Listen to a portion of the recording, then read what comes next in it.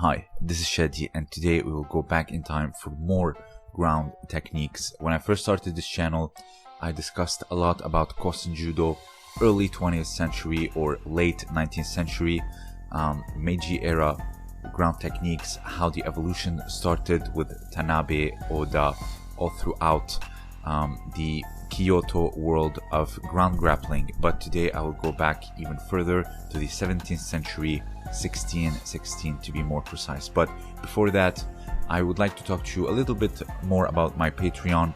I post there regularly. I recently did a mini documentary about Kosei Inoue, so if you are interested and your support would mean greatly, the link will be in the description. So 1616 is I would say, a remarkable year because it's in the beginning of the Edo period, the Tokugawa shogunate. So there was inner peace in all of Japan. There was no warfare like before, clan against clan. So techniques were more geared now towards either schools competing against each other, self-defense, and of course arresting techniques and law enforcement. So they could afford to go more on the ground. And today we will see just that. So there is a sheet that's roaming around the internet. I'll post a link in the description below. There it is. I'll focus on some of the techniques that truly caught my eye. You can screenshot this. So the first one here, the one on the right, is rather interesting in terms of a back mount. You see you have both legs lacing the arms, isolating them, and then you have the head and the torso basically defenseless. You see him grabbing the hair. The wear is like the mawashi of sumo, so you have the belt going between the cheeks and of course around the crotch and around the waist.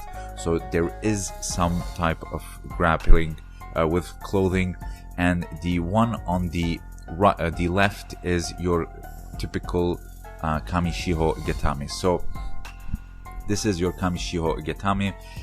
He goes underneath the arms and grabs the belt. It's either the mawashi of sumo, and as you saw, it was like a fundoshi or your traditional undergarment. It doesn't have to be your mawashi, but the idea is it was naked grappling. Here you see he goes underneath the arms and grabs hold of the belt. Either you could be flat or on your knees, as in this example. The next one, as you see, he isolated the arms. You can actually go for Oguri-ryū if there was cloth involved. You can obviously do that with your old kimono. You stretch one of the collars, the eri, and then you grip the opposite one, and then you slide the collar on the neck, restricting blood flow and thus getting the tap or knocking them out. Also, another thing about I would say controlling the arms with the legs is that you can do a slew of things. Here is one example from 2010 where he laces the forearm, gets him in a sweep, and then controls him with both legs and grabs the forearm and pulls it towards the shoulder, locking the shoulder. It's rather very painful, like a teigetame. Here, let's see it again. Butterfly hook.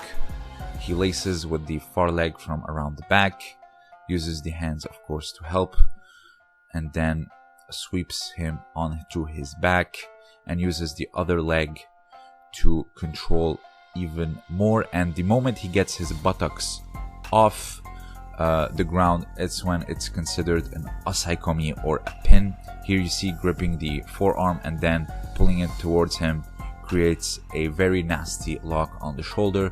So here you see the referee will point out it's a pin, but he taps out to the arm lock. So you could do a lot when you control the arms with your legs from the back.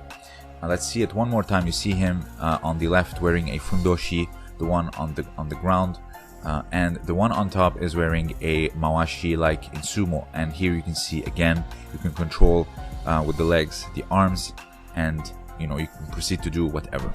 This one is rather interesting. You have the one on the left is your typical arrest, like your ikkyo. You have one leg on the back of the shoulder or the rear delt or the rhomboid or the omoplate, and the other one is gripping the forearm and the elbow. You have two that are carrying this. So This one looks more like an arrest rather than self-defense or a competition example, because you have 2-on-1 applying it. While the second one, the one on the left, is rather interesting. You have an underhook on the arm, and then you, with that arm, you go diagonally and grab the wrist of the other one, and then you do with the opposite side. So you have like a double udegarami or entanglement, forearms entangled. So whichever direction you decide to turn to, whether it's right or left, you're gonna lock the arms and get the tap. This is a very interesting arm entanglement. You can pause and watch it by yourself. As you can see, they were getting a little bit fancy with the techniques on the ground, because again, that's me theorizing, because there was inner peace. Then you can dedicate more time towards ground grappling rather than the warfare of grapple, take to the ground, pin, stab, and then continue. So the final one is the most intriguing one to me. You have someone in a back mount, but I do believe he is the one performing some type of technique. You have, let's check out the upper body. You have his head almost above the head of the one that's underneath him, so it's kind of hard to choke. BJJ guys will tell you this, that you go upwards and then the rear naked choke will have less and less effect. And here you can see his arms blocking the arms of the one underneath him, while his legs are actually not crossing, but they are somewhat trying to do like the figure 4 leg lock. So first, let's check out the basics of back mount by Hicks and Gracie. So here you have Hicks and Gracie falling to the side, trying to block the arms with his own hands, trying to go upwards, leveling his head up onto Pedro's head, so strangling becomes a little bit harder, and from there he tries to get over the leg hook, and from there escaping and turning towards him and framing. So let's check it out. Here he's protecting with his arms and getting on top of the leg hook, and then trying to, as if you are trying to flatten your back on the ground. Be careful, some BJJ black belts will let you have this escape, but they will frame you by grabbing your lapel and then choking you. So it's very important to turn towards them. It happened to me during a open mat a few months back. So here, this is your classical figure 4 ankle lock. If you have someone that's trying to cross their legs to choke you, it's a big mistake.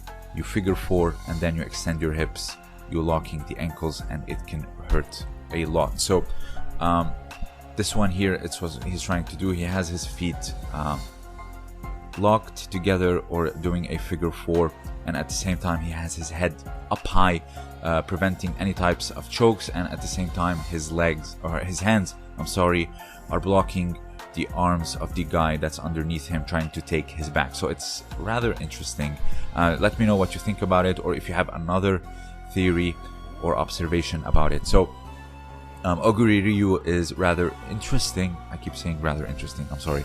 I did order a book by Eric Shahan where he discusses and translates the rules of this school. So once I get it, we can obviously discuss the rules and how they did it back in the day. I know now rules are constantly changing. BJJ and Judo have different rules on the ground, and it's very interesting to see the beginning of Edo Jiu-Jitsu, see how they had rules for this type of grappling or ground grappling. So if you have anything else to add, please let me know down below, and consider supporting me on Patreon. I have exclusive content for the patrons only, and of course don't forget to check out the Oguri-ryū link in the description below, and Josh Simon's shop of course as well. This was Shadi, and thank you for listening.